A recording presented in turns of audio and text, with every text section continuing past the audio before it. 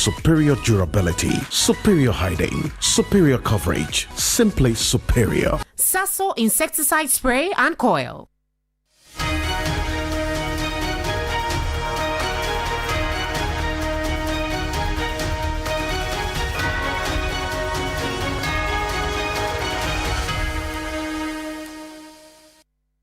Oh, hello and good evening. Welcome. This is Ghana Tonight. We're live from news about Desawe Kanda, also live on TV3 Ghana on Facebook and on DSTV channel 279. We're all across the world on 3news.com.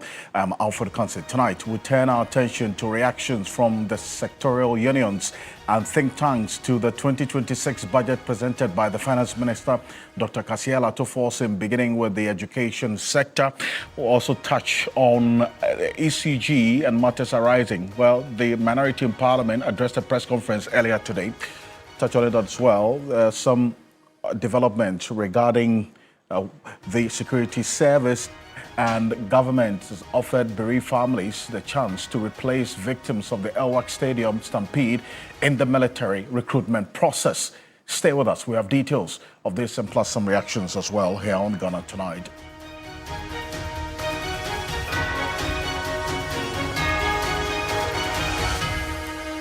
That's all for Ghana Braves.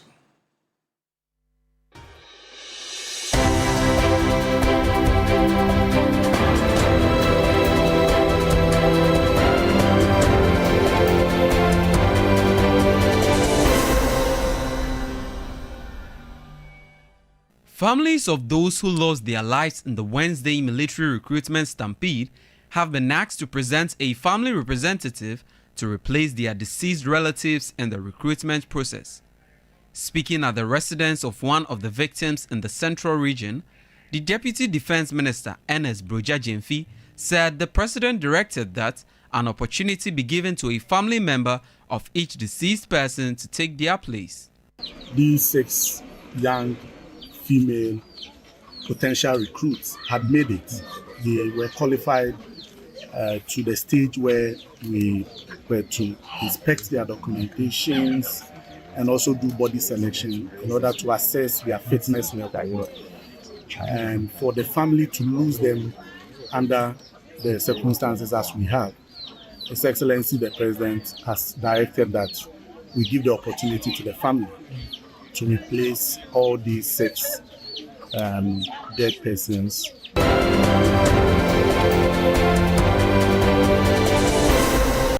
The government has extended the age limit of regular recruits into the Ghana Police Service, Immigration Service, Ghana Prison Service, and Ghana National Fire Service to 30 years.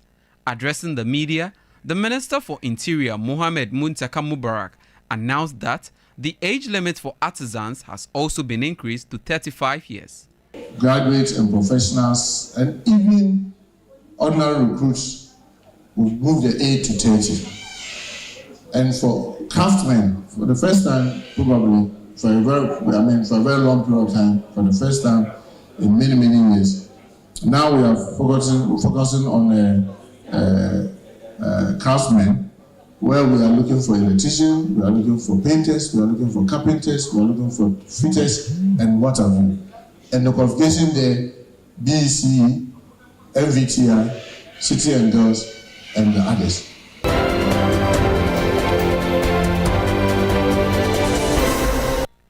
The minority has stated that government's fiscal policy has crashed, accusing the International Monetary Fund of sleeping on its job and allowing government deviate from earlier arrangements. Former Finance Minister Dr. Amin Adam says the cedi should have traded at 8 cedis to $1, with billions spent on forex interventions. 2026 budget does not yet provide the scale or structure of investment needed to shift Ghana from the short-term stabilization to long-term productivity-led growth. This propaganda management of the economy is becoming far too much at best. Merely repeating an untruth does not make it the truth.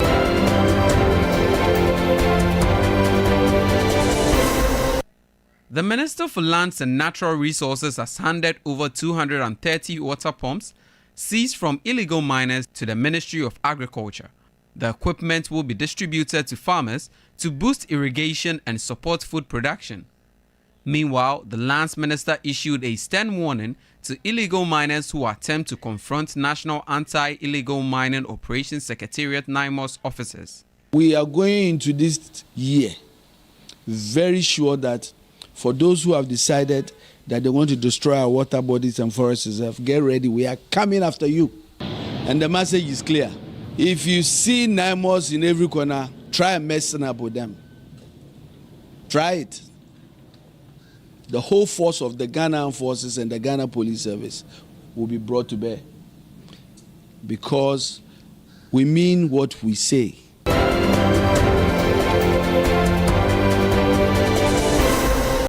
President Mahama has revealed plans by a private investor to establish a ferry service in Tema that will serve countries along the West African coast.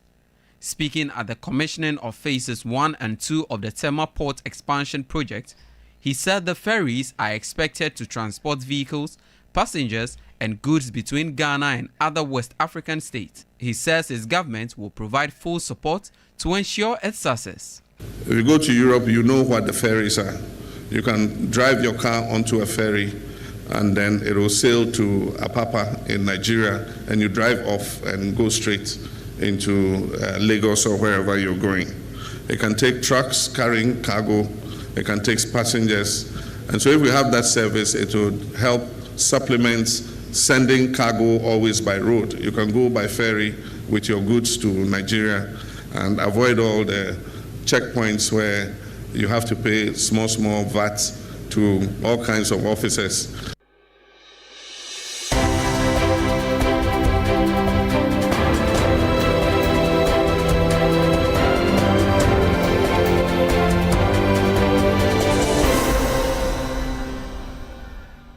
More news on 3news.com. Make some time and visit 3news.com. This is Ghana Tonight. We're live as well on 3FM 92.7.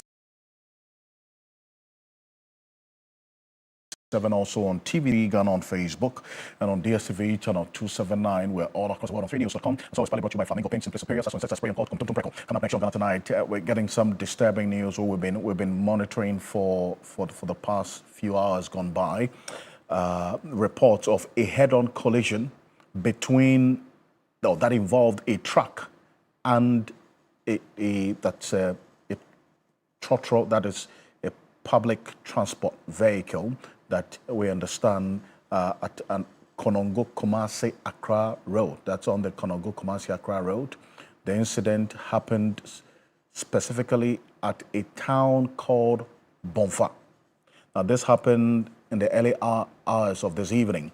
Now, the victims have been transported to Konongo Government Hospital. According to eyewitnesses, the commercial bus driver was overtaken, which led to the crash. And these are videos we got from eyewitnesses of this unfortunate incident earlier today. And we understand a number of the injured persons have been rushed to the hospital and are currently receiving treatment. We are not unsure as yet if there are any persons who died as a result of this accident. A correspondent in the area is en route to the hospital where these accident victims have been rushed to, receiving treatment as we speak. But that's the information that we're getting right now here on TV3, and it's one we've been monitoring quite closely here on Ghana Tonight, and we'll touch base again if there are any updates on this one. But stay with us. But coming up next year, we'll dive into how unions and think tanks are tearing into the 2026 budget, starting with the big question facing a number of the sectors, and we'll zoom into the education sector. But let's start off with the general overview. In fact, the Finance Minister, Dr. Kasiela Toforsen, has been also projecting into how the fiscal year 2026 will be. But earlier today, the minority criticized the government's fiscal policy, accusing the IMF of neglecting its oversight and allowing deviations from prior agreements. The former Finance Minister, Dr. Amin Adam, adds that the cedi should have traded at 8 cedis to the dollar, despite billions spent on forex interventions. Yeah, except of the press conference earlier today. We were expecting that this budget would deliver hope and positive direction to our economy following a year of inactivity. Unfortunately, it is another budget used to apportion blame. 2026 budget does not yet provide the scale or structure of investment needed to shift Ghana from the short-term stabilization to long-term productivity-led growth. This propaganda management of the economy is becoming far too much at best. Merely repeating an untruth does not make it the truth. Is it not curious that the mic talked about Nkoko Nkitinkiti was just launched this week, in spite of the fact that the 2025 budget provision for it since March 2025? A clear example of how this government is struggling to implement its priority programs. And let me use this opportunity to caution that the Harmattan season has just started in some parts of the country. And we don't want to hear stories later that the chicks have been killed by the Harmattan.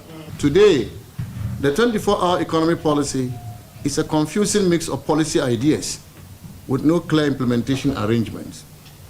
The same youth who were told they would have shifts to work once this government comes to power continue to roam the streets without work, while farmers and traders complain of poor sales due to weak demand. The minister, members of the press, also conveniently fails to mention the disastrous auction performance throughout 2025. Market participants have delivered a devastating verdict on the administration's economic management through their systematic avoidance of government securities. Out of 45 auctions conducted this year, an unprecedented 25 have failed outright, a failure rate exceeding 55%. That reveals not just market skepticism, but active rejection of government paper. With the significant billions of dollars of interventions, we expected the rate to be around 8 cedis to $1. But the market's muted response reveals a sophisticated understanding that currency strength cannot be purchased. It must be earned through sound economic fundamentals. We can therefore, in conclusion, describe the 2026 budget, the Galamsey budget, as growthless, jobless, and minimalist budget. It contains only cosmetic rhetorics presented by a crawling government. Oh, that's a former finance minister, Dr. Mohamed Amin Adam, there. But this is exactly what the finance minister, Dr. Kasiada Toforson, said about the cedi rebound, and also what's going to be done to sustain the gains of the cedi going into 2026, the fiscal year. Take a look. Mr. Speaker, through decisive leadership, bold reforms and resilience of the Ghanaian people, we began to turn the tide. Mr. Speaker, the result speaks for itself. In less than a year, we have recorded a strong economic growth, falling inflation, a strong and stable cedi, improved external buffers, restored fiscal discipline, deepened fiscal reforms, strong and independent fiscal oversight, lower borrowing costs, significant debt reduction, restored investor confidence, expanded social protection, better debt management strategy, and massive infrastructure development. Right, Honorable Speaker, this progress is the fruit of sacrifice and discipline. Ghanaians tightened their belt, businesses adapted, and government stayed the course. Barely a year ago, our economy was uncertain. Today, the cedi in your pocket is stronger. Prices are reducing, and new opportunities are emerging across agriculture, industry, and technology. That's the finance minister there. Bringing data scientist and public policy analyst Alfred Apia is joining us on Zoom. Alfred, thank you for joining us here on Ghana Tonight. I mean, you listen to the finance minister as well. The major objective for this budget is consolidating the gains in a number of areas. It was on three thematic areas that he put out. We're still analyzing the details as we have it. But from what you have seen and heard, does it point to the achievement of the objective of consolidation within the next fiscal year, 2026? Absolutely. I think there's definitely some progress that's been made in terms of the fiscal performance, right? When you look at the fact that even the government's own projection of the fiscal balance, where it was supposed to be and where it has been so far from Q1 to Q3, I think that gives some indication. I'll caveat that by saying that there's also significant underperformance in the execution of capital spending, and that is also contributing to the overall fiscal balance, right? So, for example, between the first 3 quarters, the projected spending on capital expenditure was supposed to be about 26 billion cedis, and we only spent about 11 billion of that, in spite of the big push that's supposed to be underway. So that generates a bit of concern in terms of the execution.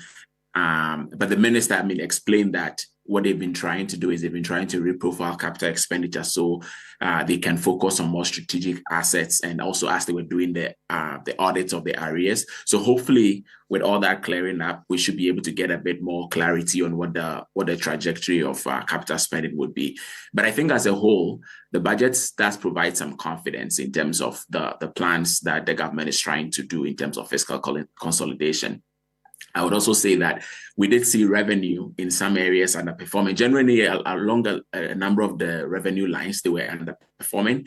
So I consider that, and I think about the fact that we are also scrapping COVID levy. That posed some challenges for government in terms of being able to make sure that we're able to meet the fiscal consolidation goals. But I think overall, there's definitely positives, and it seems to be on track. The government seems to be on track. I see. We're talking about fiscal consolidation, job creation, and accelerated economic transformation, strengthening security and social sectors. Those are the 3 thematic areas, the broad areas that this budget, the 2026 budget, was hinged on. But one thing that the finance minister said, which has been a subject of some debate and analysis, is the revenue of ECG. Alfred, he says what? 90% revenue ECG is now posting.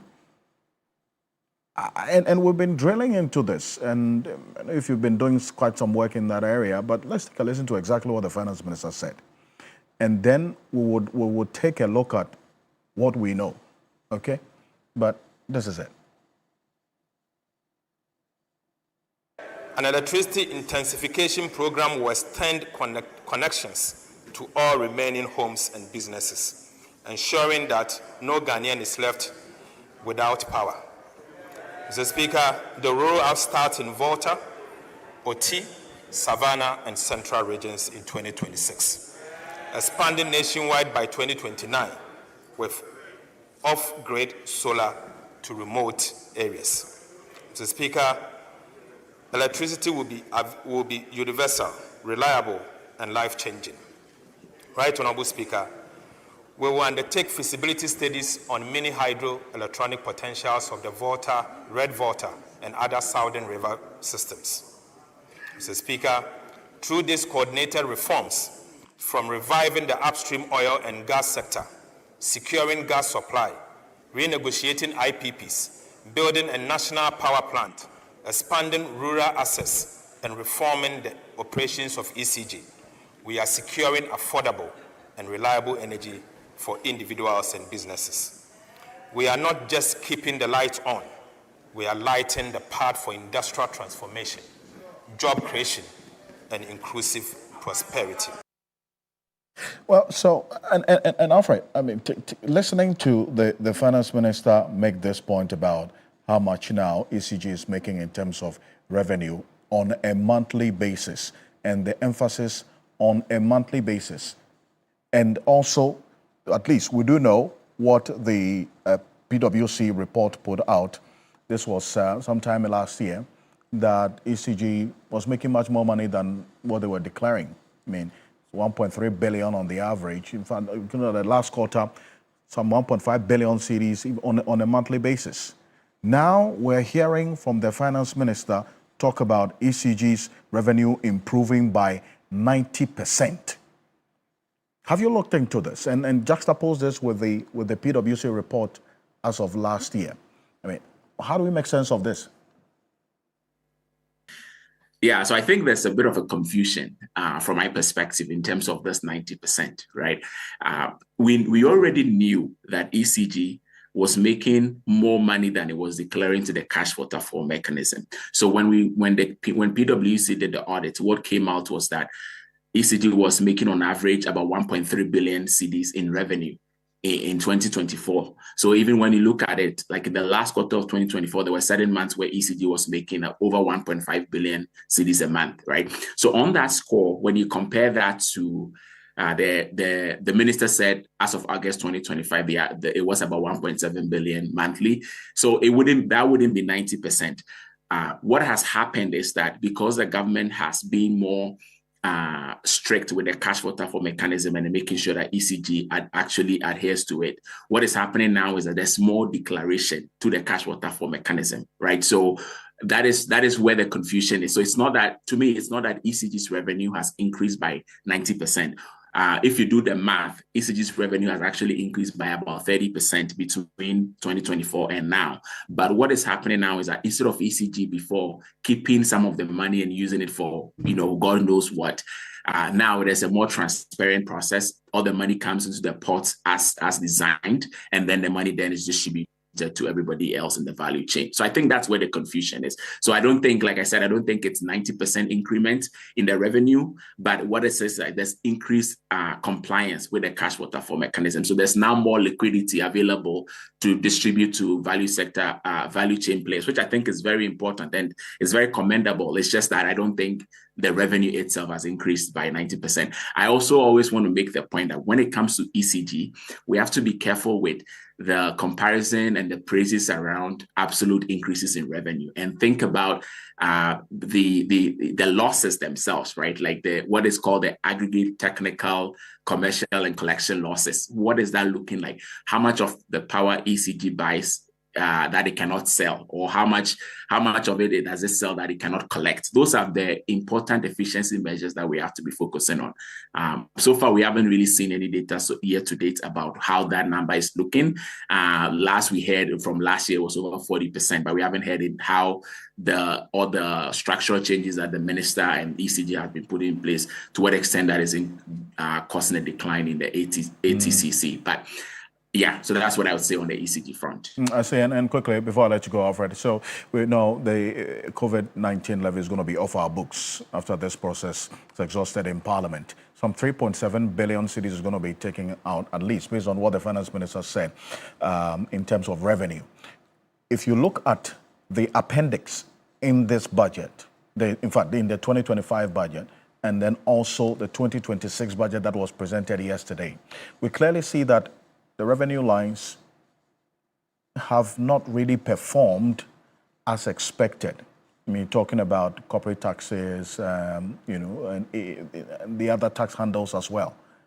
So to the extent that a number of the revenue lines did not perform as expected, and then we're scrapping COVID as well, which is taking some revenue away, but we're seeing government expenditures going to be increased by some 12.4% going into 2026. Because of the big push and other projects government would have to finance. Does it raise any concern for you, or the details of the budget answers the question about where the revenue is going to be coming from? Yeah, so I think when you look at the annual tax performance reports that the Ministry of Finance publishes, I think COVID-19 levy is actually one of those that was usually performing very well, and that's because it was tied to VAT, right? So it was performing very well. So it'll be interesting to see how that revenue line gets replaced. My concern is that because the rest are underperforming, that might create a challenge going forward. But the government seems to be confident that some of the VAT reforms and simplification that it's doing would be able to help with that. That said, one of the other elements that is interesting is the finance minister's idea of the tax refund account, right? Because remember when the e-levy and all the other taxes were scrapped, one of the tax, or one of the measures that was supposed to offset the revenue gaps, was that we would now have the tax refund accounts instead of allocating 6% of the tax revenue to it will be 4%.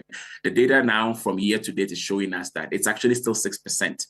So I'm not sure, even though the budget for 2026 still says it's going to rely on the 4%, it'll be interesting to see how the turnouts actually be and whether we would be able to replace the COVID-19 with some of those windfalls from that. But I think, the government seems confident that its VAT reforms is going to make a difference. So we'll see. At the end of the day, we'll always wait till the media review to see how the government's fiscal plan is progressing. Certainly. Alfred Ocansey, thank you so much for joining us as a data scientist and also a public policy analyst joining us here on Ghana Tonight. But let's just stay a bit further on the budget.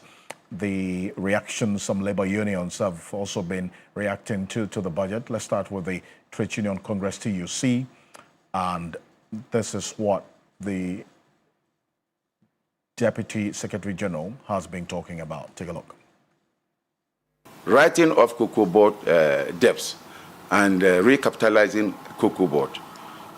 We would have been seen to be positioning a cocoa board on the right pedestal for it to boost production. I'm also happy about the aspect that the minister talked about, that government has acquired 200,000 hectares to boost cocoa production. If we are able to do this, there will be no doubt in anybody's mind that cocoa board will be moving towards the achievement of 1 million tons of cocoa. The existing companies must be helped to sustain their operations. Once you get that one on the ground, moving, and workers are also retained, and you add more, I think that will make economic sense. But if you want to add on to weaker companies that are struggling to even reopen, they want recapitalization of their companies from government. And we know that government is also working around the clock to address these concerns. Industrial and Commercial Workers Union, ICU, talking there and sharing their views on this particular budget and matters, right? But let's go straight into the education sector. This is what the finance minister said in terms of the allocation to the education sector, and we'll get some reactions from stakeholders within the education space. Take a look. The Speaker, I now take you to education. The Speaker, we recognize education as a transformative tool and a catalyst for social mobility. We will deepen our investment in education, especially on infrastructure, to cultivate a generation of informed global citizens. Right Honorable Speaker, we have developed a program, a 2-year program, to end double track. Mr. Speaker, education is the ladder by which nations climb to prosperity.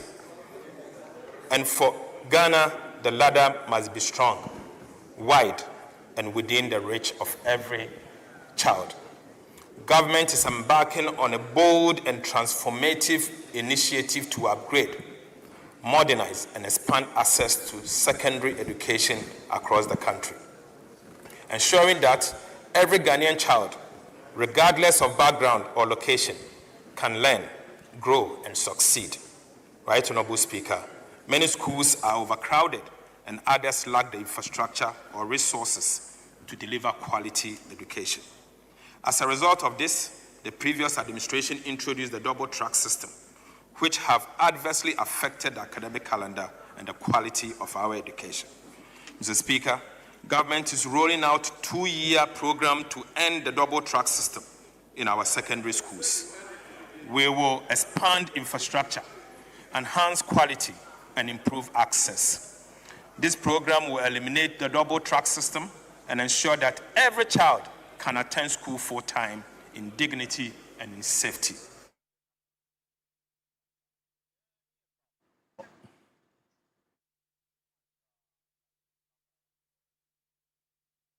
As the Finance Minister, Dr. Kasiela Tuforsin, there. Now, this is it. 33.3 billion allocation to the education sector. It talks about the phasing out of the double track system. Here's the breakdown. In the main budget, the headline allocation of 33.3 is what you heard yesterday. The main budget has some detail. 2 million monodecks will be provided, new textbooks for 4 million basic learners, school feeding program expansion, and government, from what the finance minister gave, in the main budget, the full details, kindergartens, primary, junior high schools, number of them will be built, and then bungalows for teachers and toilets as well. And this is a major part of what they made, the promise that they made to teachers as well. The teacher, the concern also about the housing, that's the housing for teachers, low housing cost, and then the free housing as well, the teacher gathering that they talked about. And then also the 4.2 billion allocation to senior high schools to end double track in 2 years, complete 30 abandoned E-blocks, upgrade 30 Category C schools to Category B. Now, this is not the only one. Quite a number of things as well in the sector. No fee stress, 537 million allocated to no fee stress.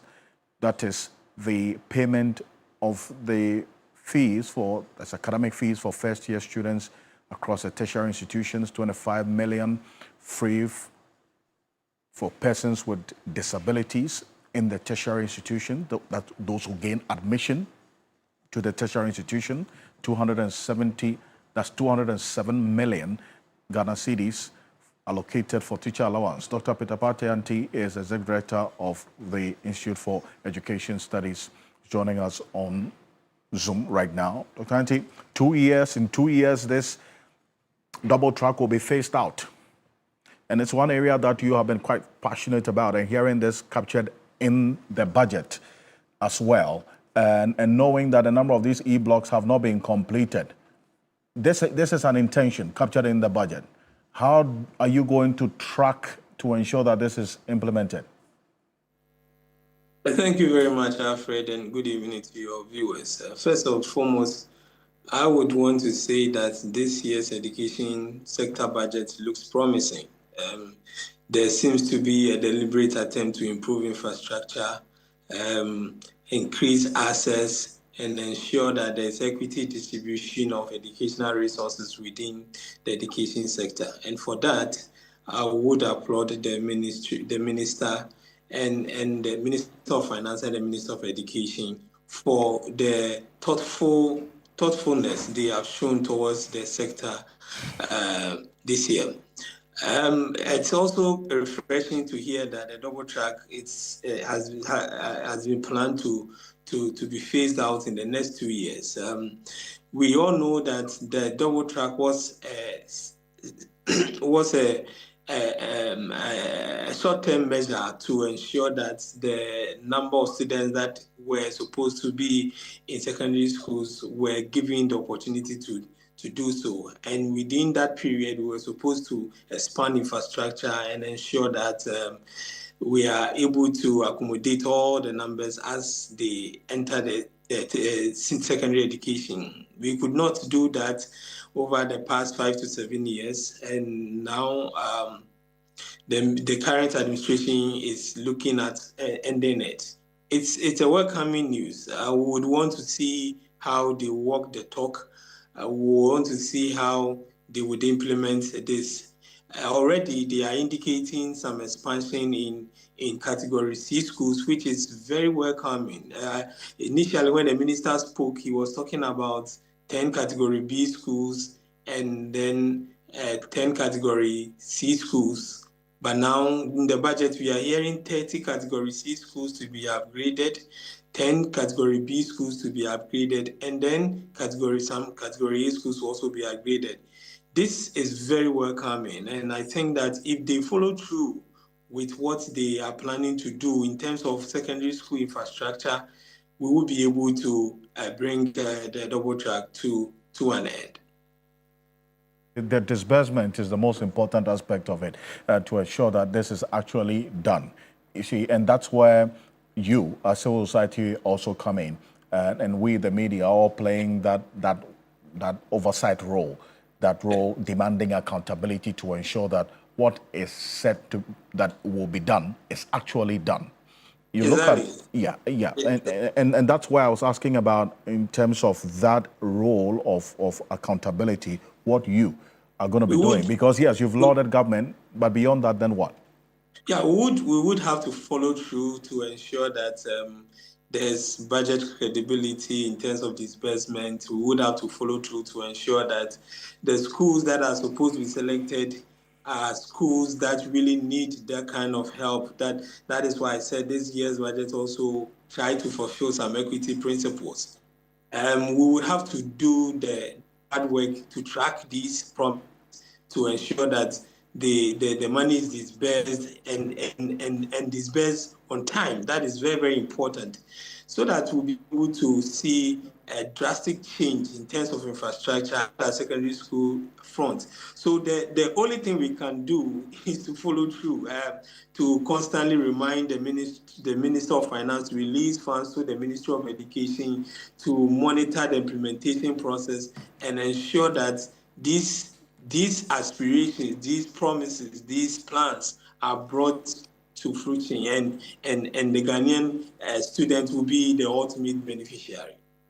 There's one other aspect as well. One of the promises, the 404-unit teacher quarters in this 2026 budget, which will provide decent housing for 1,600 teachers in deprived areas, supporting teacher retention and improving learning as well. This is long overdue. This is not the first time, in fact, a housing scheme has been captured in the budget. If you recall, it's been recurring in a number of budgets in the past. How do you want to see this done differently? Yeah, first and foremost, I think the president have indicated that they are not going to construct any new schools that would not have attached to it a teacher's bungalow. I think these buildings are coming out from the 200 GHS and the 200 primary schools that are going to be constructed.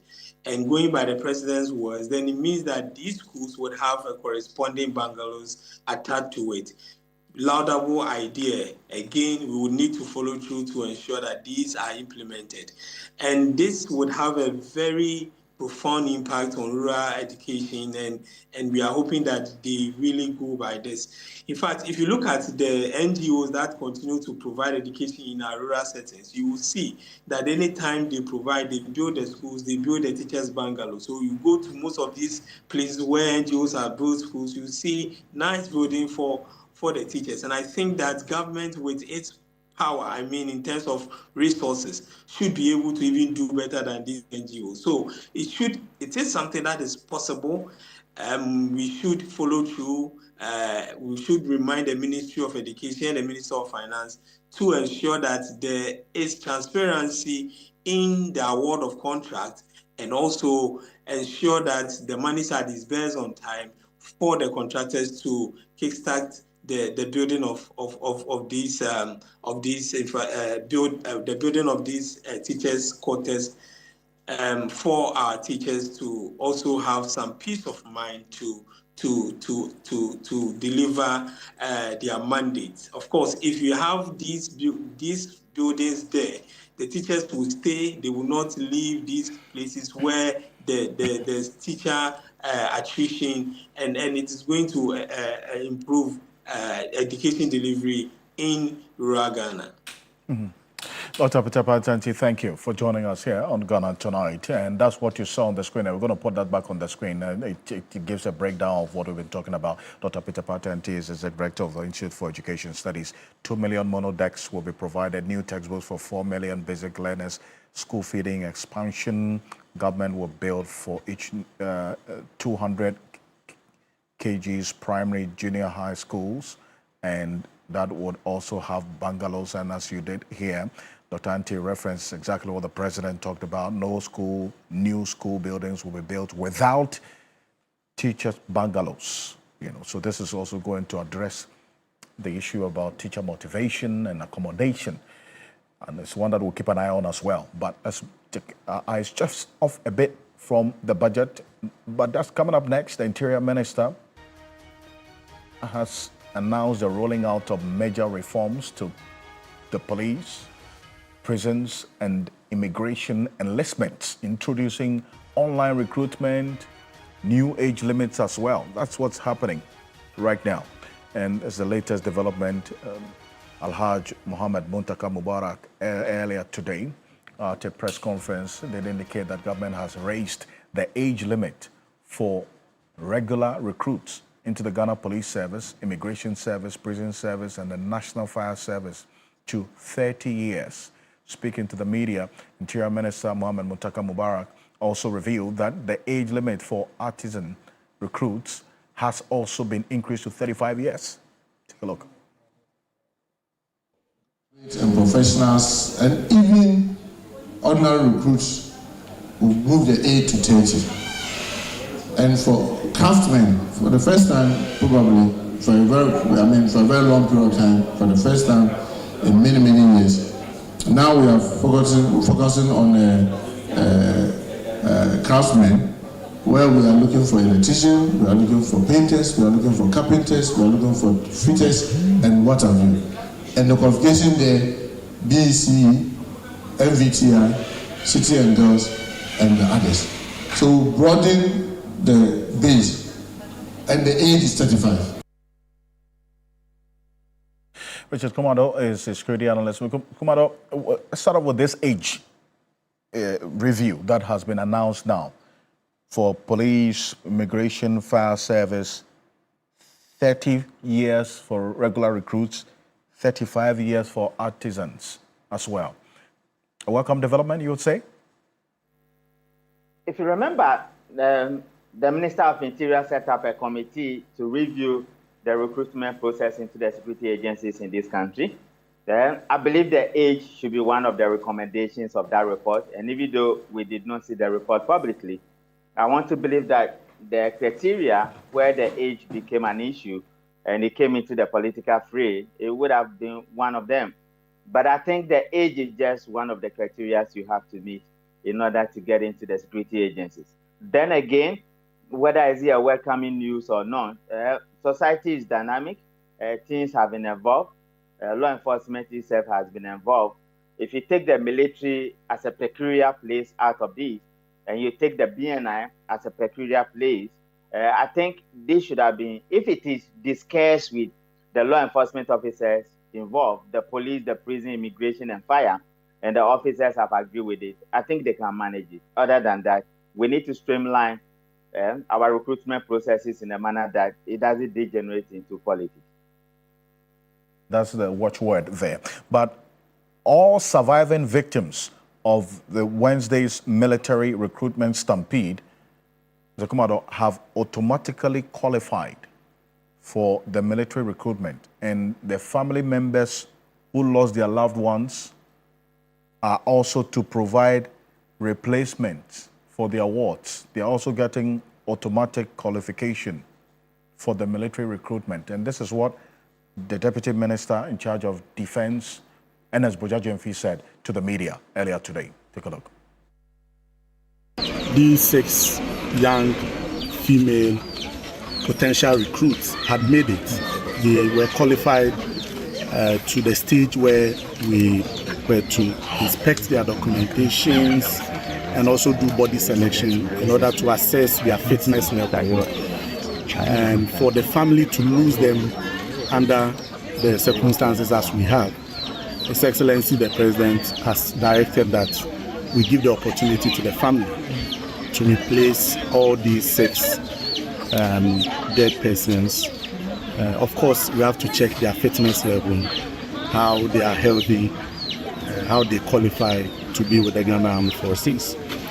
Not only that, His Excellency the President has also directed that all injured persons involved in this tragic incident be also given the automatic qualification to be recruited for the Ghana Armed Forces.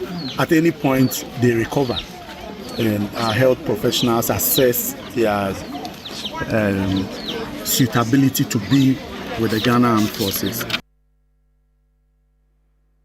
So that's another intervention as a result of the stampede. So now all the surviving victims, automatic qualification, and unfortunately those who lost their lives would have some replacement from their families. Mr. Kumado, this is the announcement from the Deputy Defense Minister earlier today. I mean, how would this, as it were, address the specific concerns that we've had that led to this stampede in the first place? I think as a nation, we haven't done well with our recruitment procedure for many years. The procedure itself is not giving us the results we needed in the 21st century. And we needed to be a bit more strategic and creative about it. To the families who have lost their daughters, I wouldn't think, in as much as this looks very promising and an opportunity to serve your nation, they would have taken it lightly at all. And as a people, I think we're a bit more reactive instead of being proactive. And that is a major issue we would have resolved going forward.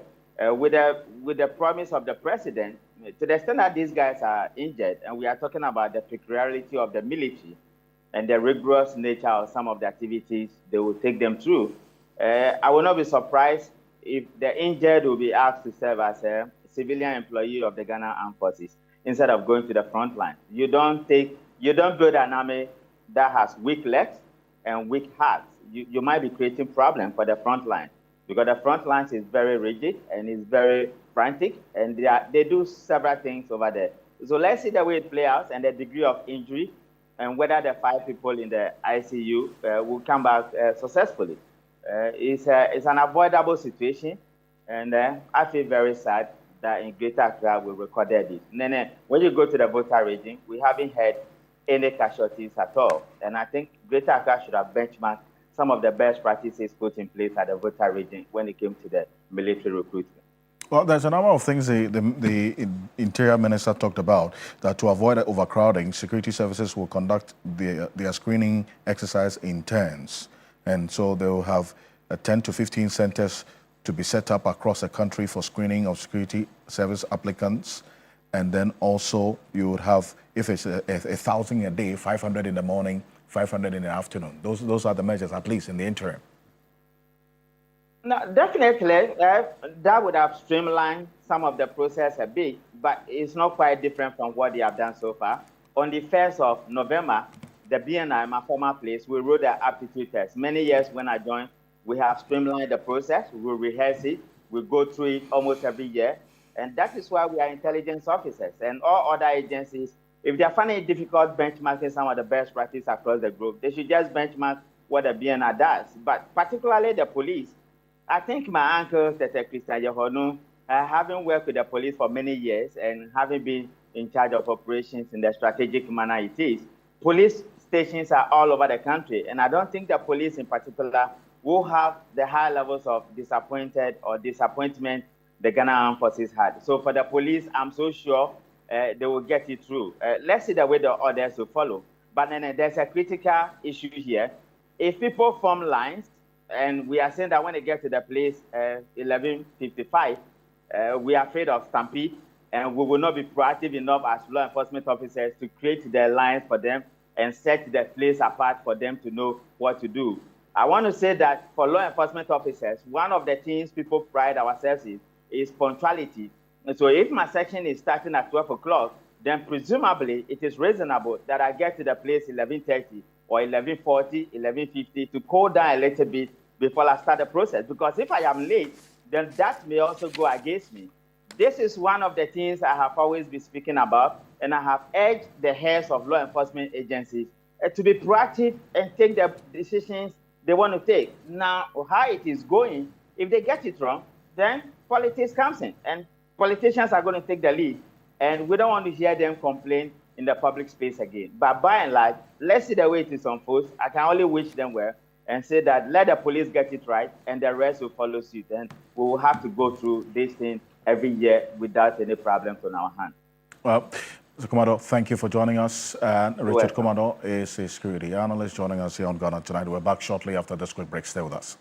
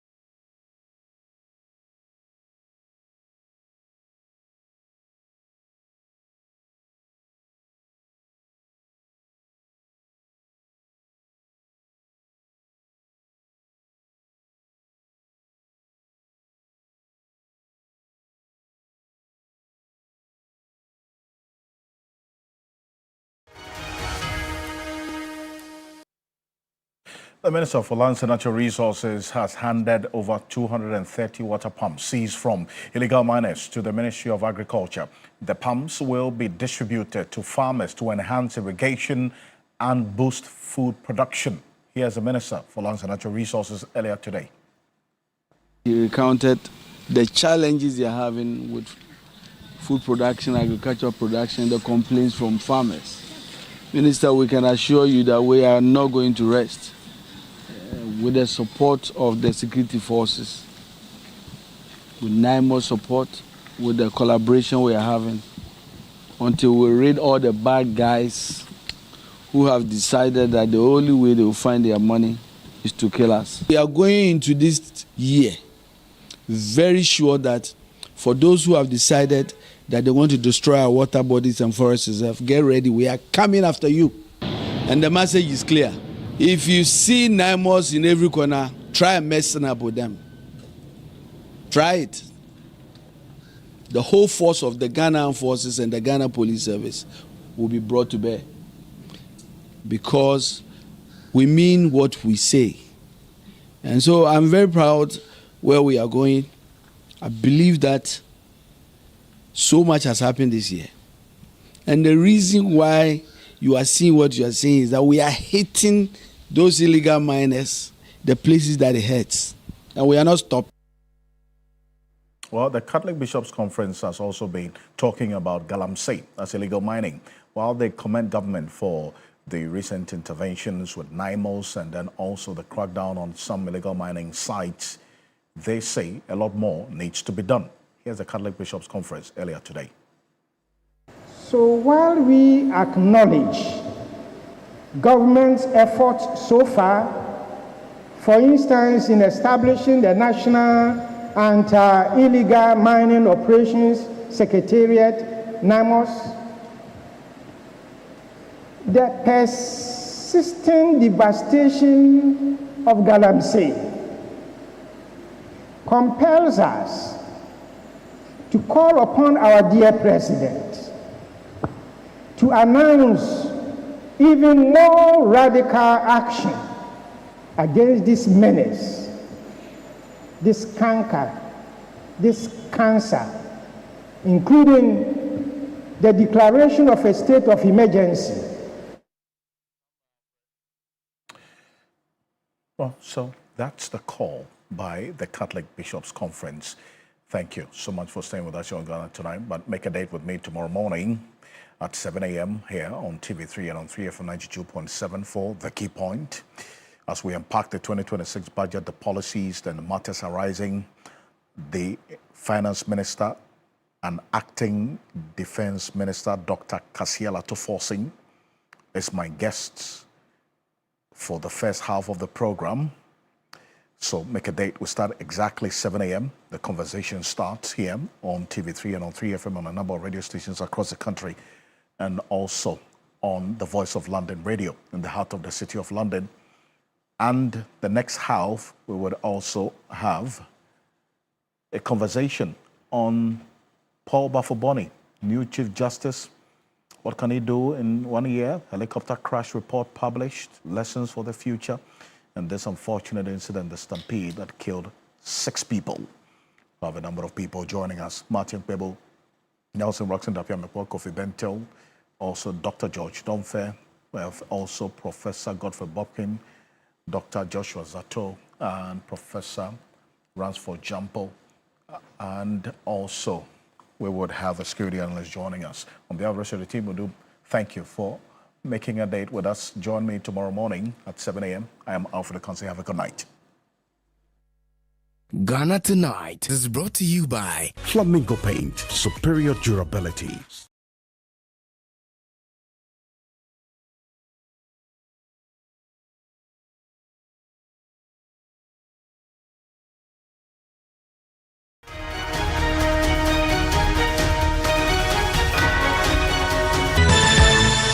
La